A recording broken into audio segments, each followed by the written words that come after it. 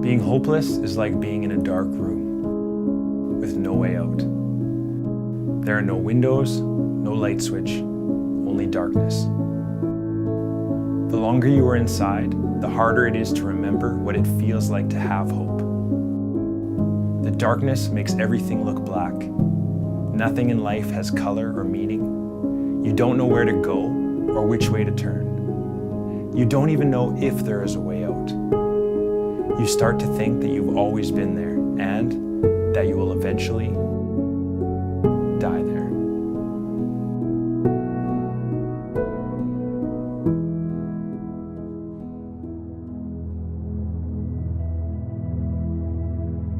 My name is Justin Mizu, and this is my story of addiction and my family's struggle to get help.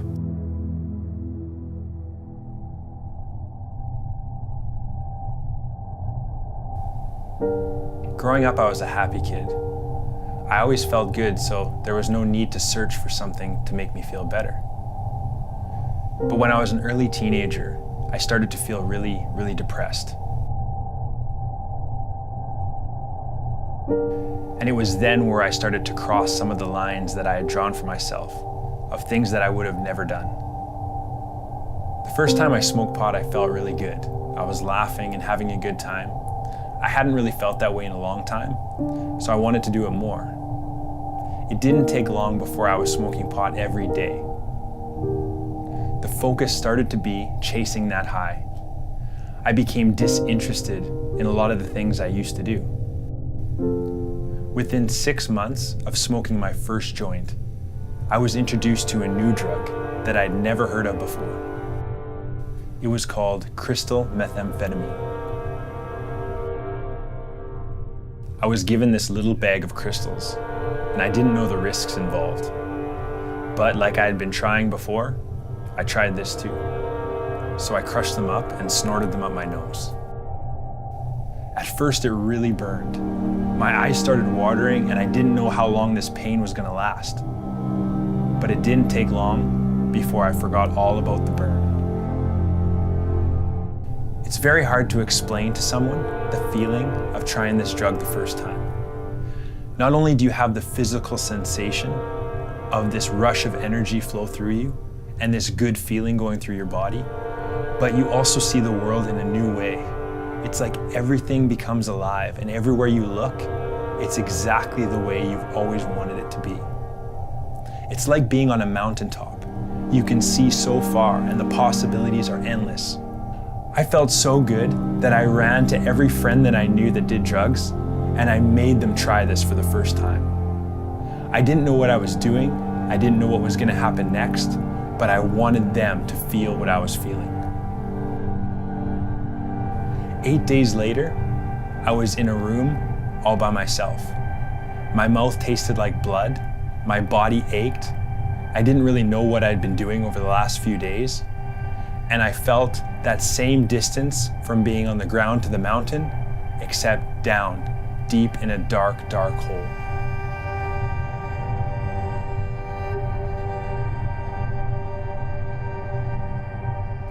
When you're doing stimulants all the time, you can't sleep, you can't eat. Your brain starts not working correctly. Your neurons can't communicate effectively, and all the dopamine in your brain is all gone.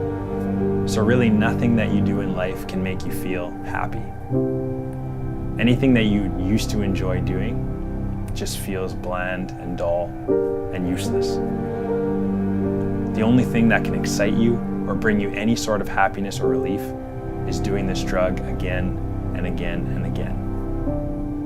The people around me couldn't understand why, if something's wrecking your life so much, why can't you just quit? Just stop doing it. Can't you see what you're doing to yourself? It's not that easy. You need to do this. I remember someone asking me one time, Justin, if you had a choice between your family and drugs, which way you choose? And even though everything inside of me wanted to choose my family, I knew that I would always choose the drugs. For me, the consequences didn't matter anymore. I needed this drug to survive. It didn't matter if I had to steal or break and enter or try and convince someone to give me money because I had to have it. I ended up getting in trouble with the police. I got charged with break and enter, theft, possession of stolen property, possession of drugs. My family tried to help me in any way that they could. I went to different detox and short-term rehab programs, but as a teenager, the longest that we could do was 30 days. That was never long enough for me to change my habits or to try and change the way I was living. I tried so many times to quit. I didn't want to live in this darkness, but I didn't see any way out. It got to the point where my body could no longer handle the drugs that I was putting into it. It started to shut down, and one night, my heart began to fail. Because I was so obsessed with this drug and the effects it had on my body, I knew the signs of overdose. And when I felt my chest with so much pain, shortness of breath, when I felt the left side of my body go numb, I knew what was happening. And I began to get very scared. I saw the end of my life, and it was right in front of me. From a child, I always knew the concept and the reality of eternity. And when I looked past the end of my life, I saw darkness for all of eternity, and it really scared me. In that moment, the only thing that I knew how to do was to pray. So I got down on my knees, and I prayed a really simple prayer. It was, God, I know that I'm dying, and I deserve to die. But if I do die, I want to know where I'm going. So I pray and ask that you would forgive me of everything that I have done. But if I live, I'm telling you that I want you to have my life because I don't want it any longer. After I had prayed, I still felt like I was dying, and I still saw the end of my life right in front of me. But the darkness that I had saw before was now a bright white light. A peace came over me, and I was no longer afraid to die.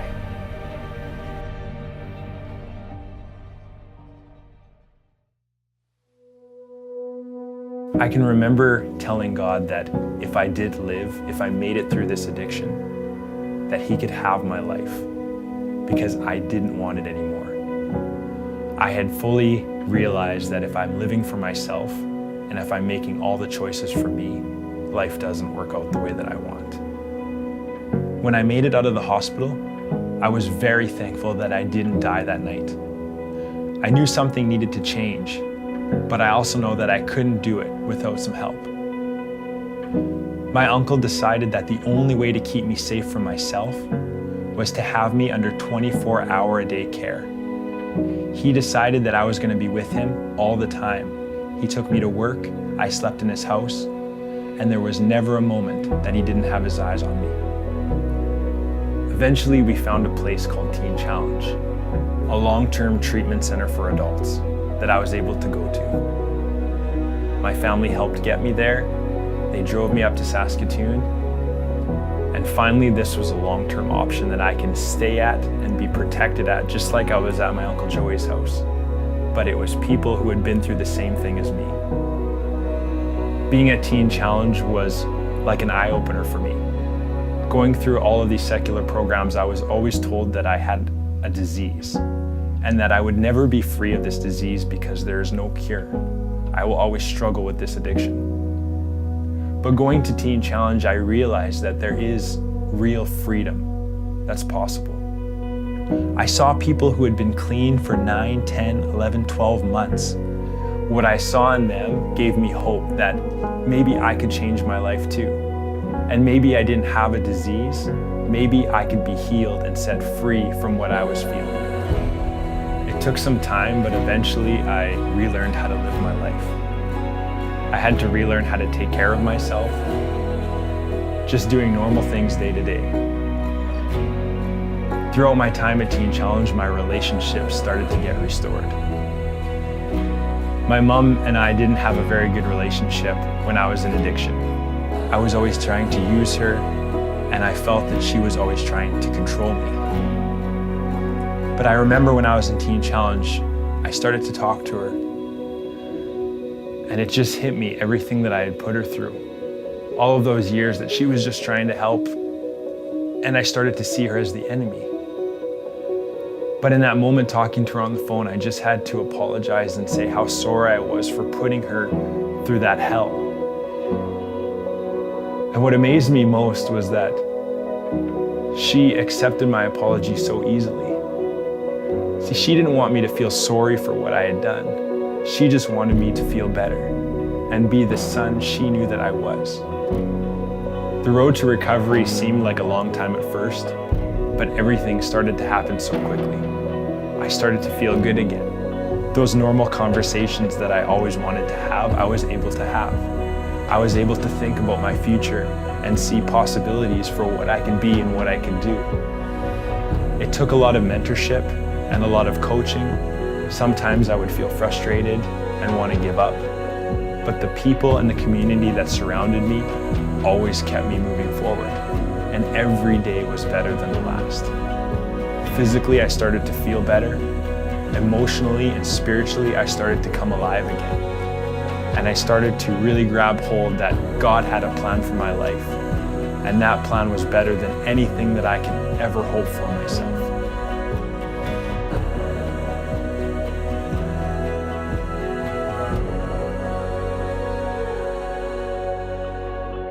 Teen Challenge was the place where I learned how to relive my life.